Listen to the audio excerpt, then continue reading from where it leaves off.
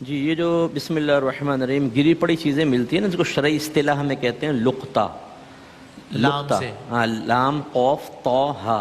لقطہ. اور اگر بچہ پڑا ہوا ملے تو اس کو لقیط کہتے ہیں. ٹھیک. یہ ایسی لوگوں کی معلومات ٹھیک، کلیئر کر رہا ہوں. ہاں ہاں یہ لقطہ جو ہے اگر یہ کنفرم ہو کہ غیر مسلم کا ہے، ٹھیک ہے. فرض کر لیں غیر مسلم کا، تو یہ مباح ہے، نہ گناہ نہ ثواب اٹھا سکتے ہیں. افضل اور اولیٰ یہ ہے کہ اس تک پہنچا دیں. لیکن اگر مسلمان کا ہے اور اپنی ملک بنانے کی نیت سے اٹھایا تو یاد رکھیں یہ امانت میں خیانت ہے اور یہ حرام ہے. ہاں اگر آپ اٹھاتے ہیں تو اس نیت سے اٹھا سکتے ہیں کہ چلو اصل مالک تک پہنچا دوں، پھر بالکل جائز ہے. پھر جب آپ اٹھا لیں تو وہاں جو معروف اعلان کے طریقے ہیں، جیسے بعض اوقات مساجد میں اعلان کر دیتے ہیں، یا مارکیٹ میں کوئی چیز ملی تو وہ چارٹ لگا کے کر دیتے ہیں، لگا دیتے ہیں کہ بھئی کسی کو چیز ملی ہے تو ہمیں نشانی بتا کر لے جائے.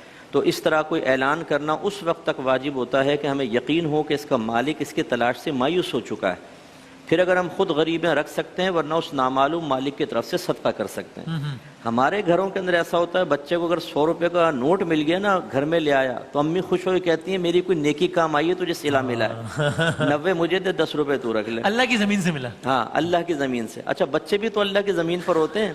کوئی کڈنیپ کر کے لے جائے تو اس کی نہیں دلیل سنیں گے کہ بھئی اللہ کی زمین سے بچہ ملا ہے. پیسہ اللہ کی زمین سے ملا ہے تو میری نیکی کام آ گئی. تو یہ لوگوں کو سوچنا چاہیے. اگر خدا نہ خواستہ سابقہ زندگی میں اس طرح کچھ اٹھا کر کھا لیا ہے، پھل گرے ہوئے تھے، اگر یقین ہے کہ اس کا مالک ہم اس طرح اٹھا کے کھا لیں گے بغیر اجازت تو ناراض ہوگا، تو پھر اس سے اجازت لینی ہوگی.